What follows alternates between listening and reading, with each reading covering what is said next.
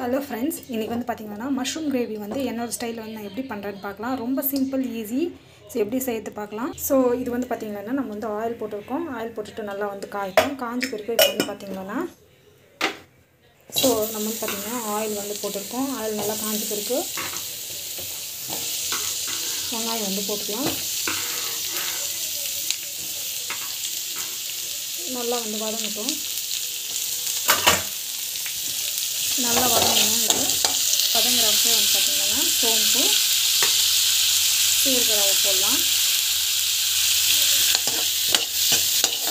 நல்லாயிருக்கும். ஸோ நல்லா வதங்கணும். வதங்கிட்டு நம்ம வந்து பார்த்திங்கன்னா டொமேட்டோ வந்து ஆட் பண்ணிக்கலாம்.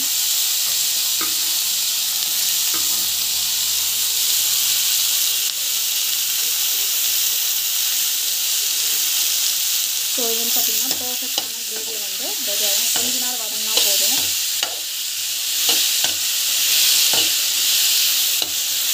ஸோ இது வந்து பார்த்திங்கன்னா நல்லா வந்து வதங்கட்டும்.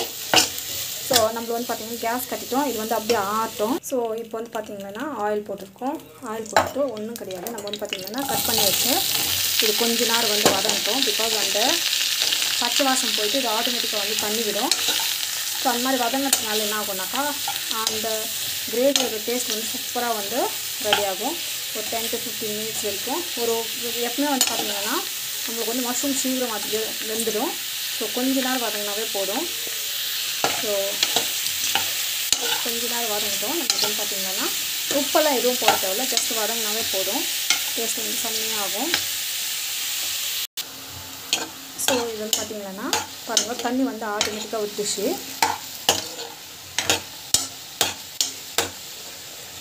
கொஞ்ச நேரம் வந்து பாயில் ஆகட்டும். அந்த தண்ணி வந்து ஹை ஃப்ளேம்லேயே வச்சு குக் பண்ணிவிடுங்க. ஸோ நல்லா வந்து பாயில் ஆகட்டும். நம்ம வந்து பார்த்திங்கன்னா நம்ம வந்து கடாயிலுக்கு வந்து ஷிஃப்ட் பண்ணிட்டோம். நம்ம வந்து பார்த்திங்கன்னா இது வந்து இந்த பக்கம் வந்து அது வந்து பார்த்திங்கன்னா பாயில் ஆயிலுக்கு பார்த்திங்கன்னா எவ்வளோ தண்ணி விட்டுக்குதுன்னு போட்டுட்டு மிக்சியில் போட்டுட்டு அரைச்சிக்கலாம். ஒரு ஃபைன் பேஸ்ட் மாதிரி. டேஸ்ட் வந்து செம்மையாக இருக்கும்.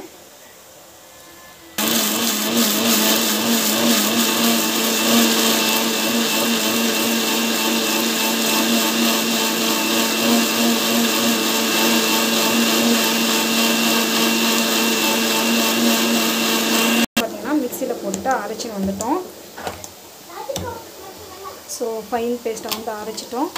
ஸோ இந்த பக்கம் வந்து பார்த்திங்கன்னா இது நல்லா வந்து மறந்துடுச்சு, ட்ரை ஆகிடுச்சு. இதெல்லாம் வந்து தாளிச்சோம். நம்ம வந்து பார்த்திங்கன்னா இந்த பேனில் வந்து எண்ணெய் போட்டு ஸோ நம்ம வந்து பார்த்திங்கன்னா ஆயில் வந்து போட்டுக்கணும். ஆயில் வந்து நல்லா காயட்டும். இதில் வந்து பார்த்திங்கன்னா நம்ம வந்து கடுகு, சீரகம், ஸோ ஜிஞ்சர் கார்லிக் பேஸ்ட் வந்து போட்டுக்கணும். ஸோ இது வந்து பார்த்திங்கன்னா நல்லா வந்து பாயில் ஆகட்டும். ஸோ இதுக்கு வந்து பார்த்திங்கன்னா கொஞ்சம் எண்ணெய் வந்து கொஞ்சம் அதிகமாக தான் தேவைப்படும். ஸோ அண்ட் அது நல்லா வந்து பொரிஞ்சு வந்துருக்கிறப்பவே வந்து பார்த்திங்கன்னா அரைச்சி வச்ச மசாலாவும் வந்து ஆட் பண்ணிடலாம். நல்லா வதங்கணும். ஸோ நம்ம வந்து பார்த்திங்கன்னா தேவையான அளவுக்கு உப்பு வந்து போட்டுட்டோம். ஸோ பெருங்காயம் வந்து ஆட் பண்ணுறேன். இது வந்து பார்த்திங்கன்னா ஹோம்மேட் கரம் மசாலா ஆட் பண்ணுறேன். அண்ட் தென் நம்ம வந்து பார்த்திங்கன்னா மிளகாத்தூள் தேவையான அளவுக்கு வந்து மிளகாத்தூள் வந்து ஆட் பண்ணலாம். ஸோ நான் வந்து பார்த்திங்கன்னா லிமிட்டடாக தான் ஆட் பண்ணுறேன். பிகாஸ் இந்த காரம் வந்து அதிகமாக சேர்த்து பசங்க வந்து சாப்பிட்றது கிடையாது. நல்லா வதங்கட்டும்.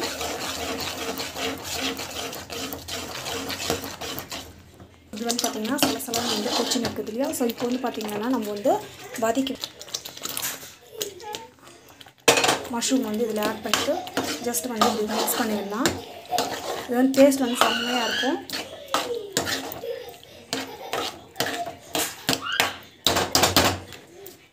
ஸோ நல்லா வந்து வதங்கணும் இது.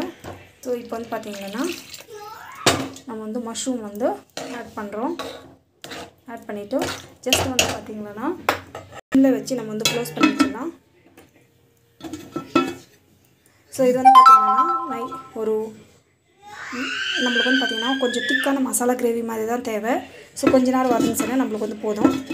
சூப்பராக டேஸ்ட்டாக வந்து ரெடி ஆகிடும்.